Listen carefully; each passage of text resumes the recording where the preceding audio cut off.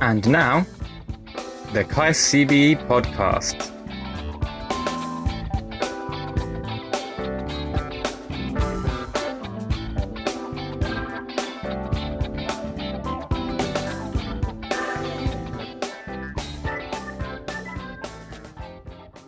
Hi. Hi, hello. Hello. Good to see you. Good to see again. you. Okay. This is KAIST CBE Podcast. Welcome to KAIST CBE Podcast. And this is Heewon. And here, someone, you know. Yay! Yay, wow. All right, today we have a very special guest. Awesome. Very awesome guest, Professor Ignacio Grossman. Oh. Welcome, please welcome Professor Ignacio Grossman. Well, thank you very much. Thank you. Could you introduce yourself to the viewer? Of course, my name is Ignacio Grossman. I'm a professor of chemical engineering at Carnegie-Mellon University in Pittsburgh. And it's a truly great pleasure for me to be here at KAIST. I'm actually visiting to give a seminar, and I'd be very happy to discuss general questions related to chemical engineering and process systems engineering. Process engineering. Wow. It's my honor to meet you and In our talk something in this podcast. Oh, thank you. Thank you for coming. No. Again, Is this your first time visiting Korea? it's actually my third time. Oh, Third it's your time. Third time. Wow. I came about 15 years ago. I visited only at the 15. time Yonsei. Oh, And Yonsei. I came to a meeting in Busan. Oh. It was a process systems Busan, engineering wow. meeting. Oh. And then this time, and again, so it's, I've been truly impressed, by the way, Oh, wow. by what I've seen here at KAIST. You really have Oh. a great university, and really enjoyed it very much my visit so far. Wow. So you just visited Korea for Just meetings, seminar or yes, something. for seminar or. Well, I came actually first on Monday. I did spend some time at Yonsei University. Oh. I gave actually a short course. Uh-huh. Then I'm spending 2 days here at KAIST, where I'm giving 2 seminars. I'm meeting with faculty and then, of course, also with students. And then tomorrow, I'm actually meeting at SK Innovation. And then I fly back to the United States in the afternoon. You Right. have a busy schedule. Yeah, Wow. indeed. So you really don't have time to travel around like how Korea is. Not and- really, but I do Oh. enjoy the food, so at least that's Oh, one you do part. enjoy Oh, the food? really? Oh, Yeah, yeah, Okay. so- Oh, could you tell us what kind of Korean food you tried? So Well, far? if you ask me the name of the food, I'm not sure I'll be able to can you answer, except describe- it tasted very well. It tasted very well, Tasted okay. very well. Yeah, yeah. All right. Oh, that food. I yeah, love that food. Yeah. Oh, Right. I see. yeah. Okay, all right. How did you how did you feel about KAIST when you visited KAIST for the first First time? It's time your in first time, KAIST. right? Yeah, Visiting again, KAIST, well, I yeah. do have to say that I've had really the pleasure over the last maybe 15, 20 years to have actually interactions with Professor Sun-Won Park. Because Oh. basically, he would send some of his students to Carnegie-Mellon, and we would work on some joint projects. And but coming here to KAIST is really the first time, and I really have to say, and I really mean it, I've been truly impressed first by the size, the facilities that you have, and then also talking to your faculty, to the professors. I mean, they're all extremely hardworking, enthusiastic, and very good people. So Wow. yeah, a good place. And then of course the students, needless to say, are even better, right? All right. Okay. Okay. Right, yeah. Yes. Yeah. Thank you for complimenting our school. yeah. Okay. No, I really mean it. Oh So- yeah. Oh yeah. Okay. So, Thanks a lot. Yeah. Yes. I really want to visit Carnegie Mellon too. Yes. Okay, well, How, we'll look should- forward. could you briefly introduce like how your school is like? Yeah, Yes. so Carnegie Mellon University, yeah, it's again, is very- located in Pittsburgh. Pittsburgh is in western Pennsylvania, so it's about 400 miles west from Washington, West just to from give you a little bit Washington. of an idea. Uh-huh. It's an interesting town in the sense that it's not, large enough that you have a lot of traffic issues and so forth, but it's not small enough that, we don't have activities. And so the campus itself is actually located in part of the city where we have nearby a big park. It's called Shenley Park. So it's a very nice surrounding, very nice campus. And what I can say very briefly about Carnegie Mellon, it was founded in 1900, and it was called at the time Wow. Carnegie Institute of Technology. Andrew Carnegie, who you may know about, who was sort of the founder of the steel industry in Pittsburgh, gave at the time $1 million to found the university. And what is interesting, at the time there were two major areas at Carnegie Institute. One was engineering and the other one was drama. Because you might know this, but in fact many of the graduates at the Carnegie Mellon University are both directors and actors in Broadway. When you go to a show in Broadway and you read about the actors, you'll find out that in fact they are often graduates from our program. Now, what happened in 1968, Carnegie Institute merged with Mellon Institute of Science, and together with Margaret Morrison. Margaret Morrison was actually an only women's college for home economics, and that's what then gave rise to the university today, Carnegie Mellon University. It's about 10,000 students. The major areas are engineering, computer science, business. We have science. We do have actually also a fairly strong program, again, in arts and in humanities and social sciences. And I think one of the distinctive features of Carnegie Mellon is, on the one hand, because we're not that large, it's very multidisciplinary in the sense that there's a lot of collaboration across departments. And secondly, I would say it's also a very diverse university in the sense if you go there, you can find out students not only from all over the United States, but really from all over the world. So I think that will give you at least some idea who we are. Wow. Very amazing and interesting history. You know, really detailed story about your school. So you really love Carnegie Mellon. Oh yeah, of course. We're very proud to be part of Carnegie Mellon, of course. Awesome. Is there any like Korean students in Carnegie Mellon too? Well, believe it or not, I actually teach the senior class this semester. I teach the process design course. I have a total of 61 students, and one of the things I do at the beginning of the course, I give a little questionnaire to the students just to find out a bit more who they are, where they come from. And out of 61 students, 9 of them actually are related to Korea. Really? Now, some of them do come directly from Korea. Some others were probably born in the U.S. but from Korean parents. So it's actually, Korea does have a very good representation. Certainly, especially this year. In fact, one of the things I did last night was say, well, my students need to know that I'm here in Korea. So I told them here at KAIST, and I gave them even the link of the seminar. But yeah, so we have quite a few students from Korea. So and you see, goes back to the issue that I was telling you before. So Carnegie Mellon, in that sense, is also truly sort of a global university in the sense you go there and you find certainly many students from Korea, from China, from India, from Europe, South America, and many parts of the United States. So, nice. Wow. Yeah. That's proud to be Korean. Yes. Could you briefly introduce what kind of talks you're going to give today in our seminar? Yes, so the talk today is entitled The Role of Process Systems Engineering in Chemical Engineering. And the talk has basically two parts. Part one is to talk essentially about the evolution of chemical engineering. We'll even talk about the history, how it went through the various phases, starting from the concept of unit operations all the way to today biotechnology, nanotechnology, and talk about some of the trends that have happened in terms of the composition of the professors, the nature of the students that we're getting. And one of the things I'm going to bring up there is also the issue that, at least in the United States, there has been a bit of a disconnect, so to speak, between industry and academia.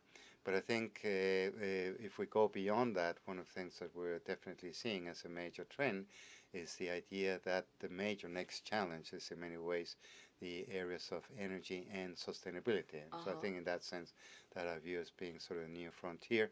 And so that's part one. And then in part two, what I'll try to do is to say, well, given that we face these challenges in the profession, how can process systems engineering contribute, to solving those problems? What's the nature of the area? So I'll talk a little bit about, again, what are the intellectual basis, if you wish, of that area, and then especially concentrate on 3 different aspects related to process systems engineering in terms of what I would call new challenges. One is product and process design. In other words, where one of the key ideas there will be to say, well, process systems engineering is also these days worried about molecular level. So people do worry about how you design molecules. That's one. At the other end, for example, in terms of sustainability, there is this idea of process intensification, how we make our processes much more efficient, occupy less footprint, and so forth. So that's challenge one. Challenge two goes back to the issue of energy and sustainability. And I think there I'll actually be talking about the challenge that we face, especially with CO2, and how there's a need, for example, in the case, for instance, of biofuels, to really make use of optimization to make these processes economically viable, because the competition with crude oil and fossil fuels is very real, especially with the drop in the price of crude oil. And at the same time, in that segment, being in Pittsburgh, we're actually in the midst of the shale gas revolution in the States. I'll also talk a little bit about some of the issues there, in particular related to water management. And then part three is going to be related to enterprise-wide optimization. I did actually give a talk on that topic yesterday, but the part I want to cover today is more in the context of, again, energy. How, for example, at the one extreme, we could think of looking at the entire country, like the United States, and trying to think what would be the best structure of the supply chain to supply the needs for the energy. That's one. And then, for example, at the other extreme, to have a specific example that talks about biofuels and their relation with gasoline, because in the United States we have to blend 10% of the gasoline with bioethanol. So what would the structure of something like that look like? So that's basically, in a nutshell, that we'll try to do. And what I hope to convince everybody is that there is a lot of interesting problems and challenges in process systems engineering. So hopefully, some of the students will be, interested in trying to pursue some of those challenges. Wow. So, well, for me, I'm not really familiar with the process system. I'm actually studying microalgae, using microalgae. Right. By using microalgae, we produce biofuel. I'm studying that. Yeah.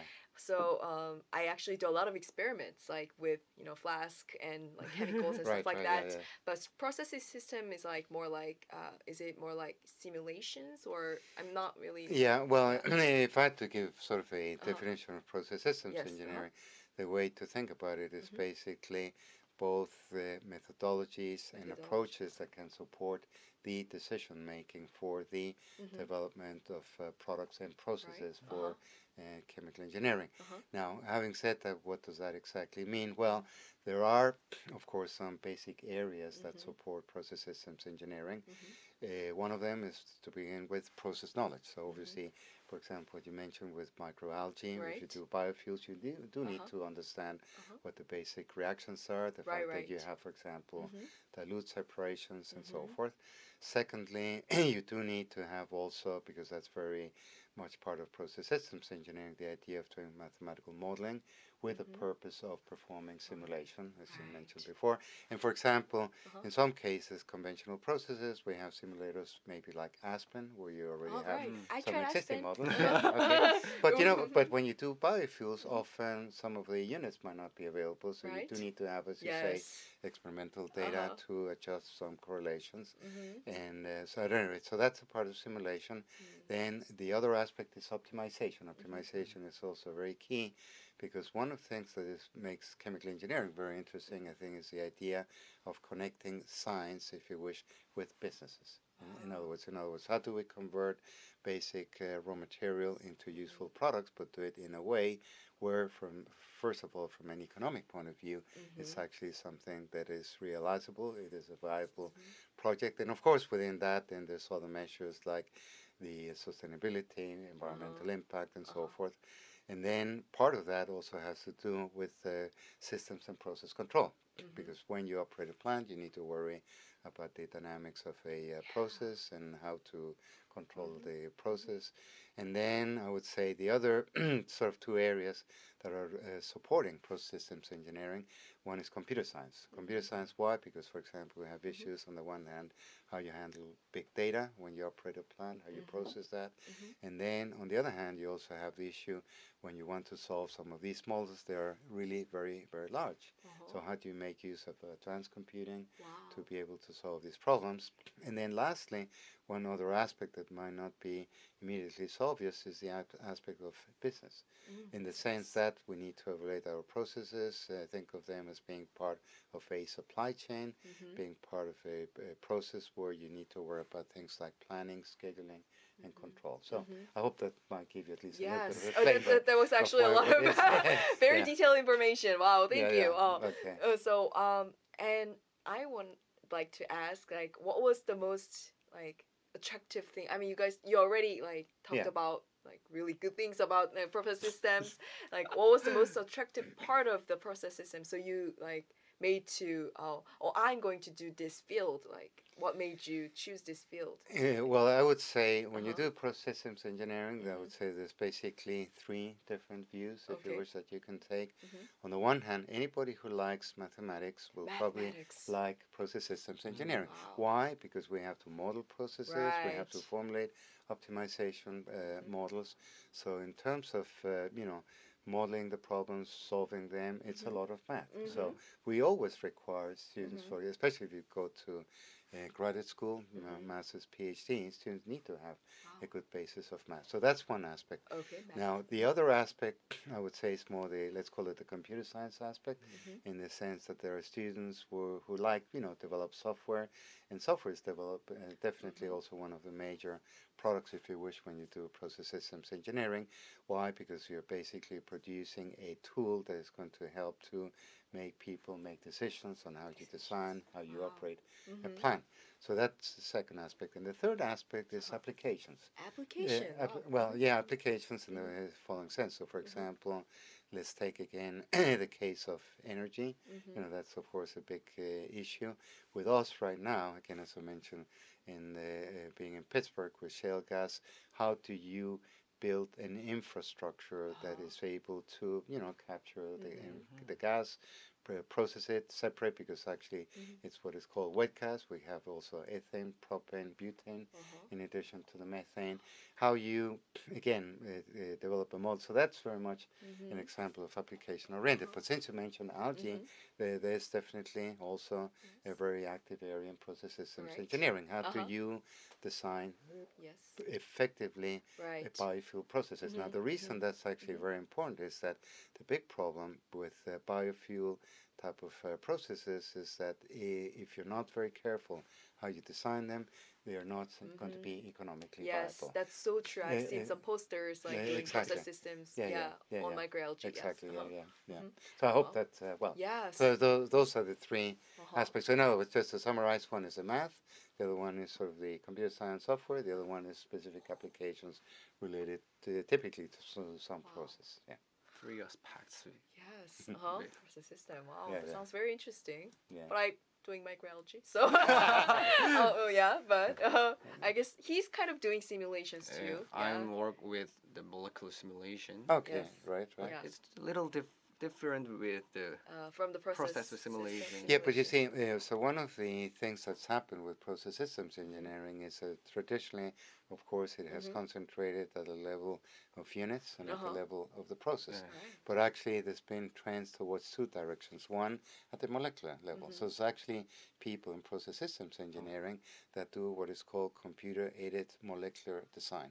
So what they try to do is to say, let's say I want to do some separation. What would be the best solvent to do that? Well, in order to do that, instead of going through some catalog and trying by trial and error, is to actually model the molecules that exhibit certain properties, and we want to optimize them with respect to deviations of some of those properties that they should have. So definitely you can go to the molecular level. There's also work, for example, that has been done on how to design proteins. Okay, and again, what is interesting, a lot of this makes use of tools related to optimization that are used for typically large-scale processes. Now, at the other extreme, you can also go to what we call to the enterprise level. You're looking now at a supply chain, whether it's for energy, maybe a large company, maybe petroleum going from the wellhead through refining, through the delivery of the gasoline at the gas station. So you get the whole range. Okay, so it's from molecular through intermediate to large scale. So. Wow, Process system. Yes, now I know a little bit of process system after Very we little. have I hope this so. great podcast. Right. So yeah. actually, we ran out of time, so we have to kind of Okay. end our talks here. Thank you for coming again Well, and it joining was- our podcast. And give And meaningful. Yes, it was something. very helpful. I I think hope so. it would be really helpful to students who are actually considering like what to do in the future in the graduate schools. They might choose process systems Yeah. I hope after so, they yeah. watch this podcast. All right. Okay, thank Well, you. for me, it was a great Yes. pleasure. Thank you very Oh, much. oh, I yeah, appreciate okay. the opportunity Thank to you, speak yeah, to you. yeah. Thank you. He's going to be in the seminar in Okay, this entire yeah. seminar. And 4:30. yes. Okay, right. I'm sad that I have to attend other meetings, but Okay. She's but very busy. yeah. yeah. But it was a really great time for me. Yeah. Okay, very Because I good. could know a little bit of process system. Thank you. Thank you. And, Okay. all right. Yes. And we will see you again with other contents with other special guests. Again, Special we'll guest. see you guys again. All right. Thank Bye. you Thank you for listening our podcast, watching our podcast. watching, not listening. Bye. Bye.